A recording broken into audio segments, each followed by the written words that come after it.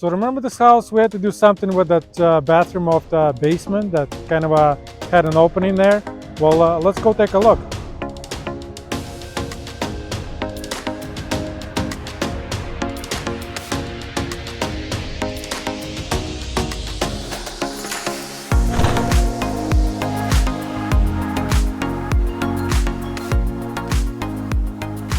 Okay, so remember this wall used to be an opening and the stairs were going down into the bathroom. So as you can see, it's closed. And if we go on the other side, I wasn't sure what to do with it, but as you can see, we installed barn doors. So it looks pretty good.